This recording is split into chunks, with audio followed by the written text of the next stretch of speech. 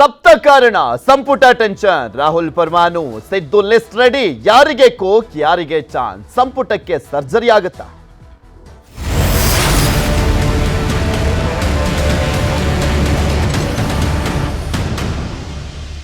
ಲೋಕಸಭೆ ಎಲೆಕ್ಷನ್ಗೂ ಮುಂಚೆ ಒಂದು ಚರ್ಚೆ ಇತ್ತು. ಯಾರು ಸರಿಯಾಗಿ ಕೆಲಸ ಮಾಡಿರಲ್ಲ ಅವ್ರ ಕ್ಷೇತ್ರದಲ್ಲಿ ಗೆಲ್ಲಿಸ್ಕೊಂಡು ಬರಲಿಕ್ಕೆ ಆಗಿರೋದಿಲ್ಲ ಲೋಕಸಭೆ ಅಭ್ಯರ್ಥಿಯನ್ನ. ಆ ಕ್ಷೇತ್ರದ ಅಂದ್ರೆ ಮೇಯ್ನ್ ಆಗಿ ಉಸ್ತುವಾರಿ ಸಚಿವರು ಅಥವಾ ಪ್ರಮುಖವಾಗಿದ್ದಂಥ ಸಚಿವರನ್ನ ಬದಲಾವಣೆ ಮಾಡುವಂತ ಸಾಧ್ಯತೆ ಅನ್ನುವಂಥ ಚರ್ಚೆ ಇತ್ತು. ಅದು ನಿಜಾನ ಅನ್ನುವಂಥ ಪ್ರಶ್ನೆ ಈಗ ಎದ್ದೇಳ್ತಾ ಇದೆ. ರಾಜ್ಯ ಕಾಂಗ್ರೆಸ್ನಲ್ಲೇ ಬದಲಾವಣೆಯ ಪರ್ವ ಶುರುವಾಗುತ್ತಾ? ಸಿದ್ದರಾಮಯ್ಯನವರಿಗೆ ರಾಹುಲ್ ಗಾಂಧಿ ಅವರು ಹೇಳಿದ್ದಾದ್ರೂ ಏನು, ಶೀಘ್ರವೇ ಸಂಪುಟ ಪುನರ್ರಚನೆ ಆಗುತ್ತಾ ಅಂತ. ಹಲವು ಸಚಿವರಿಗೆ ಕೋಕ್ ನೀಡೋದು ಫಿಕ್ಸ್ ಅಂತ ಹೇಳಲಾಗ್ತಾ ಇದೆ. ಪ್ರಮುಖ 7 ಕಾರಣ ಮುಂದಿಟ್ಟು ಹೈಕಮಾಂಡ್ ಕ್ರಮವನ್ನ ಕೈಗೊಳ್ಳಲಿಕ್ಕೆ ಮುಂದಾಗ್ತಾ ಇದೆ ಅಂತ. ಪ್ರಮುಖವಾದಂತ ಕಾರಣ ಅಂದ್ರೆ ಲೋಕಸಭೆಯ ಹಿನ್ನಡೆ ಮತ್ತು ಒಂದ್ ಕಡೆ ಕೆಲವರು ಪ್ರಭಾವ ಬೀರ್ದಲೇ ಇರುವಂತದ್ದು, ಆಕ್ಟಿವ್ ಇಲ್ದಲೇ ಇರುವಂತದ್ದು, ಸಾಕಷ್ಟು ಆರೋಪಗಳನ್ನ ಹೊತ್ಕೊಳ್ತಾ ಇರುವಂತ ಸಚಿವರು, ಇನ್ಆಕ್ಟಿವ್ ಸಚಿವರುಗಳಿದಾರಲ್ಲ ಮಿನಿಸ್ಟರ್ಗಳು, ಅಂತವ್ರನ್ನ ಕೈ ಬಿಟ್ಬಿಡೋಣ ಅನ್ನುವಂಥ ಲೆಕ್ಕಾಚಾರ ಇದೆಯಂತೆ. ಪದೇ ಪದೇ ವಿವಾದವನ್ನ ಮೈ ಮೇಲೆ ಹೇಳ್ಕೊಳ್ತಾ ಇರುವಂಥವ್ರಿಗೂ ಕೂಡ ಸ್ವಲ್ಪ ತೊಡಕಾಗುವಂಥ ಸಾಧ್ಯತೆ ಕಾಣಿಸ್ತಾ ಇರುವಂಥದ್ದು. ಇದೇನು ಹೊಸದಲ್ಲ. ಕಾಂಗ್ರೆಸ್ನಲ್ಲಿ ಹಿಂದೆನೂ ಕೂಡ ಸಿದ್ದರಾಮಯ್ಯನವರು ಗೌರ್ಮೆಂಟ್ ಇದ್ದಂಥ ಟೈಮ್ನಲ್ಲಿ 2.5 ವರ್ಷ ಆದ ಬಳಿಕ ಅರ್ಧಕ್ಕರ್ಧ ಸಂಪುಟದ ಸಚಿವರುಗಳಿಗೆ ಕೋಕ್ ಕೊಡಲಾಗಿತ್ತು. ಅರ್ಧಕ್ಕರ್ಧ ಸುಮಾರು 14ಕ್ಕೂ ಹೆಚ್ಚಿನ ಸಚಿವರಿಗೆ ಕೋಕ್ ಕೊಡಲಾಗಿತ್ತು. ಆದರೆ ಈಗ ಜಸ್ಟ್ 1 ವರ್ಷ ಆದ ಬಳಿಕನೇ ಕೋಕ್ ಕೊಡ್ಲಿಕ್ಕೆ ಮುಂದಾಗಲಾಗ್ತಾ ಇದೆ. ಮೇನ್ ಎಕ್ಸಾಂಪಲ್ ಅಂದ್ರೆ ಮೇನ್ ರೀಸನ್ ಅಂತ ನೋಡೋದಾದ್ರೆ ಲೋಕಸಭೆ ಎಲೆಕ್ಷನ್ ನಲ್ಲಿ ಆದಂತ ತೀವ್ರ ಹಿನ್ನಡೆ. ಒಂದು 15ಕ್ಕೂ ಹೆಚ್ಚಿನ ಸ್ಥಾನವನ್ನ ಗೆಲ್ತೀವಿ ಅಂತ ಅನ್ಕೊಂಡಿದ್ರು, ಅದಾಗಿಲ್ಲ. ಹೊಸಬರಿಗೆ ಅವಕಾಶಕ್ಕೆ ರಾಹುಲ್ ಗಾಂಧಿ ಅವರು ಸೂಚನೆ ಕೊಟ್ಟಿದ್ದಾರಂತೆ. 5 ಸಚಿವರಿಗೆ ಕೋಕ್ ನೀಡುವಂತ ಸಾಧ್ಯತೆ ಇದೆ. ಅಳೆದು ತೂಗಿ ಲಿಸ್ಟ್ ಅನ್ನ ರೆಡಿ ಮಾಡ್ತಾ ಇದ್ದಾರಂತೆ ಸಿಎಂ. ಅಧಿವೇಶನದ ಬಳಿಕ ಸಂಪುಟಕ್ಕೆ ಸರ್ಜರಿ ಫಿಕ್ಸ್ ಅಂತ ಕೂಡ ಹೇಳಲಾಗ್ತಾ ಇದೆ. ಮಧುಸೂದನ್ ಮಿಸ್ತ್ರಿ ವರದಿಯೇ ಮಾನದಂಡ ಆಗಲಿದೆ. ಮಧುಸೂದನ್ ಮಿಸ್ತ್ರಿ ಅವರು ಇಲ್ಲಿ ಯಾವ ಕಾರಣಕ್ಕೋಸ್ಕರ ಲೋಕಸಭೆಯಲ್ಲಿ ಹಿನ್ನಡೆ ಆಯಿತು, ಕಾಂಗ್ರೆಸ್ ಈಗ ಯಾವ ಪರಿಸ್ಥಿತಿಯಲ್ಲಿ ಇದೆ ರಾಜ್ಯದಲ್ಲಿ ಅನ್ನುವಂಥದ್ರ ಬಗ್ಗೆ ಒಂದು ರಿಪೋರ್ಟ್ ಕೊಡಲಿದ್ದಾರೆ. ಅದು ಪ್ರಮುಖ ಮಾನದಂಡ ಆಗುತ್ತೆ. ಸೆಪ್ಟೆಂಬರ್ನಲ್ಲಿ ಸಂಪುಟ ಪುನರ್ರಚನೆ ಆಗುವಂತ ಸಾಧ್ಯತೆ ಅಂತ ಹೇಳಲಾಗ್ತಾ ಇದೆ. ಹಾಲಿ ಸಚಿವರಿಗೆ ಶುರುವಾಗಿದೆ ಟೆನ್ಷನ್. ಇದೆಲ್ಲದ್ರ ಬಗ್ಗೆನೂ ಕೂಡ ಮತ್ತಷ್ಟು ಮಾಹಿತಿಯನ್ನ ಕೊಡ್ತಾ ಹೋಗ್ತಾರೆ ನಮ್ಮ ಪೊಲಿಟಿಕಲ್ ಬ್ಯೂರೋ ಮುಖ್ಯಸ್ಥರಾಗಿರುವಂತಹ ಚಿದಾನಂದ್ ಪಟೇಲ್ ನಮ್ಮ ಜೊತೆ ನೇರ ಸಂಪರ್ಕದಲ್ಲಿ ಜಾಯಿನ್ ಆಗ್ತಾರೆ. ಚಿದಾನಂದ್ ಪಟೇಲ್, ಈಗ ಆಲ್ರೆಡಿ ನಾಗೇಂದ್ರ ಅವರ ವಿಕೆಟ್ ಉರುಳಿರುವಂಥದ್ದು, ಇನ್ನೊಂದು 5 ಜನರಿಗೆ ಕೋಕ್ ಕೊಡುವಂತ ಸಾಧ್ಯತೆ ಅಂತ ಹೇಳಲಾಗ್ತಾ ಇದೆಯಲ್ಲ, ಅಂದ್ರೆ ಸಿದ್ದರಾಮಯ್ಯನವರ ಸಂಪುಟದಲ್ಲಿ ಪುನಾರಚನೆ ಗ್ಯಾರಂಟಿ ಅನ್ನಂಗಾಯ್ತು. ಯಾರಿಗೆ ಕೋಕ್ ಕೊಡುವಂತ ಸಾಧ್ಯತೆ ಇದೆ, ಯಾವೆಲ್ಲ ಕಾರಣಗಳನ್ನ ಮುಂದಿಟ್ಕೊಂಡು ಕೋಕ್ ಕೊಡ್ತಾರೆ ಅಂತ?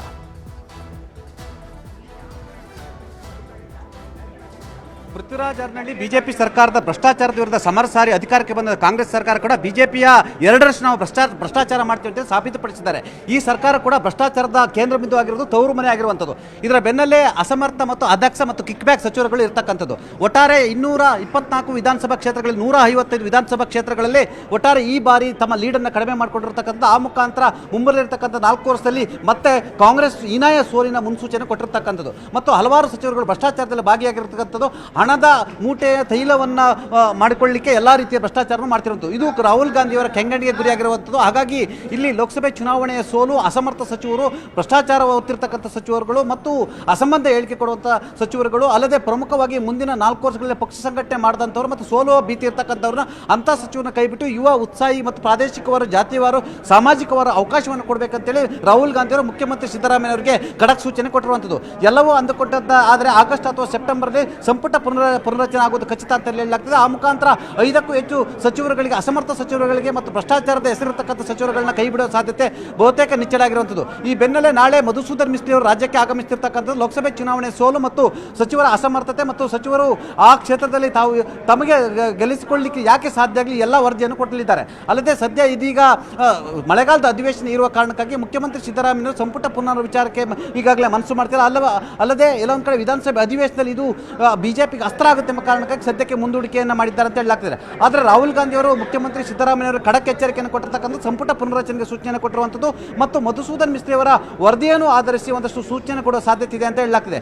ಒಟ್ಟಾರೆ ಆಗಸ್ಟ್ ಅಥವಾ ಸೆಪ್ಟೆಂಬರ್ನಲ್ಲಿ ಸಂಪುಟ ಪುನರ್ರಚನೆ ಆಗುವ ಸಾಧ್ಯತೆ ಬಹುತೇಕ ನಿಶ್ಚಯ ಆಗಿರ್ತಕ್ಕಂಥದ್ದು ಪೃಥ್ವಿರಾಜ್ ಹಾರನಹಳ್ಳಿ. ಮೈನ್ ಆಗಿ ಈಗ ನಾವು ಕೆಲವರು ಪದೇ ಪದೇ ವಿವಾದವನ್ನ ಉಂಟು ಮಾಡ್ತಾ ಇದ್ದಾರೆ. ಉಪಮುಖ್ಯಮಂತ್ರಿ ಹೇಳಿಕೆಯ ವಿಚಾರಕ್ಕೆ ಸಂಬಂಧಪಟ್ಟಂತೆ ಪದೇ ಪದೇ ಹೇಳಿಕೆಗಳನ್ನ ಕೊಡುವಂತದನ್ನ ಗಮನಿಸ್ತಾ ಇದ್ದೀವಿ.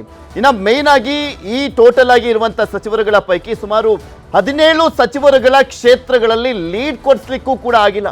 ಹತ್ತತ್ರ 20 ರಿಂದ 30 ಸಾವಿರ ಹಿನ್ನಡೆಯನ್ನ ಅನುಭವಿಸಿರುವಂಥದ್ದು. ಇದೆಲ್ಲವನ್ನು ಕೂಡ ಕನ್ಸಿಡರ್ ಮಾಡಲಾಗುತ್ತಾ ಈ ಸಂದರ್ಭದಲ್ಲಿ?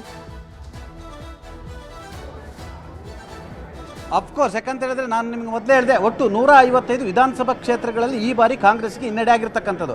ಹಾಗಾಗಿ ಇದು ಕಾಂಗ್ರೆಸ್ಗೆ ಮುಂಬರುವ ದಿನಗಳಲ್ಲಿ ಅತಿ ದೊಡ್ಡ ಹೊಡೆತ ಅಂತ ಹೇಳಲಾಗ್ತಿದೆ. ಯಾಕಂತ ಹೇಳಿದ್ರೆ ಸ್ಥಳೀಯ ಸಂಸ್ಥೆ ಚುನಾವಣೆ ಇರತಕ್ಕಂಥದ್ದು, ಜಿಲ್ಲಾ ಮತ್ತು ತಾಲೂಕು ಪಂಚಾಯತ್ ಚುನಾವಣೆ ಇರತಕ್ಕಂಥದ್ದು, ಬೆಂಗಳೂರಿನಲ್ಲಿ BBMP ಚುನಾವಣೆ ಇರತಕ್ಕಂಥದ್ದು. ಅಲ್ಲದೆ ಅನೇಕ ಕಾರ್ಯಕರ್ತರು ಮತ್ತು ಎರಡನೇ ಹಂತದ ನಾಯಕರುಗಳ ಸಚಿವರ ಈ ಕಾರ್ಯವೈಖರಿಗೆ ಬೇಸತ್ತಿರ್ತಕ್ಕಂಥದ್ದು ಮತ್ತು ಅವರ PAಗಳು ಮತ್ತು ಆಪ್ತ ಕಾರ್ಯದರ್ಶಿಗಳ ಮುಖಾಂತರ ವ್ಯವಹಾರಗಳನ್ನು ಕುದುರಿಸ್ತಿರ್ತಕ್ಕಂಥದ್ದು, ಕಾರ್ಯಕರ್ತರುಗಳನ್ನು ಕಡೆಗಣಿಸಿರ್ತಕ್ಕಂಥದ್ದು ಕೂಡ ಕಾಂಗ್ರೆಸ್ ವಲಯದಲ್ಲಿ ದೊಡ್ಡ ತಲ್ಲನ್ನು ಉಂಟು ಮಾಡಿರುವಂಥದ್ದು. ಈಗಾಗಲೇ ರಾಹುಲ್ ಗಾಂಧಿ ಅವರಿಗೆ ಸುಮಾರು 17 ಸಚಿವರುಗಳ ಬಗ್ಗೆ ರಿಪೋರ್ಟ್ ಆಗಿರುವಂಥದ್ದು. ಈ 17 ಸಚಿವರು ತಮ್ಮ ಕ್ಷೇತ್ರದಲ್ಲಿ ಲೀಡ್ ಕೊಡಲಾಗದಂಥ ಸ್ಥಿತಿ ನಿರ್ಮಾಣ ಆಗಿರುವಂಥದ್ದು. ಆ ಮುಖಾಂತರ ತಮ್ಮ ಕ್ಷೇತ್ರವನ್ನು ಮರ್ತಿದ್ದಾರೆ. ಒಟ್ಟಾರೆ ವಿಧಾನಸೌಧದಲ್ಲಿ ತಮ್ಮದೇ ಆದ ಏಜೆಂಟ್ಗಳನ್ನ ಇಟ್ಕೊಂಡು ಭ್ರಷ್ಟಾಚಾರದ ತವರು ಮನೆಯನ್ನು ಮಾಡಿಕೊಂಡಿರುವಂಥದ್ದು. ಈ ಎಲ್ಲವೂ ಕೂಡ ರಾಹುಲ್ ಗಾಂಧಿ ರಿಪೋರ್ಟ್ ಹೋಗಿದ್ದರಿಂದ ಬಹುತೇಕ 5ಕ್ಕೂ ಹೆಚ್ಚು ಸಚಿವರನ್ನ ಕೈ ಬಿಡುವುದು ಬಹುತೇಕ ನಿಶ್ಚಯ ಅಂತ ಹೇಳಲಾಗ್ತದೆ. ಎಲ್ಲವೂ ಅಂದುಕೊಂಡಂತಾದ್ರೆ ಸೆಪ್ಟೆಂಬರ್ನಲ್ಲಿ ಸಂಪುಟ ಪುನರಚನೆ ಆಗಲಿದೆ ಅಂತಲೇ ಹೇಳಲಾಗ್ತಿದೆ.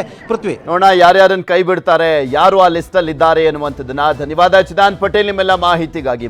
ಕನ್ನಡಿಗರ ಮೆಚ್ಚಿನ ನಿಮ್ಮ ನ್ಯೂಸ್ 18 ಕನ್ನಡ ಈಗ ವಾಟ್ಸ್ಆಪ್ನಲ್ಲಿಯೂ ಲಭ್ಯ. ಕರ್ನಾಟಕ ಮತ್ತು ದೇಶ ವಿದೇಶದ 360 ಡಿಗ್ರಿ ಸುದ್ದಿ ವಿವರವನ್ನ ನೀವು ನಿಮ್ಮ ಕೈ ಬೆರಳುಗಳಲ್ಲಿಯೇ ಪಡೆಯೋದಿಕ್ಕೆ ಈ QR ಕೋಡ್ ಅನ್ನ ಸ್ಕ್ಯಾನ್ ಮಾಡಿ. ನಮ್ಮ ಚಾನೆಲ್ ಅನ್ನ ಫಾಲೋ ಮಾಡಿ, ನೋಟಿಫಿಕೇಶನ್ ಆನ್ ಮಾಡಿ.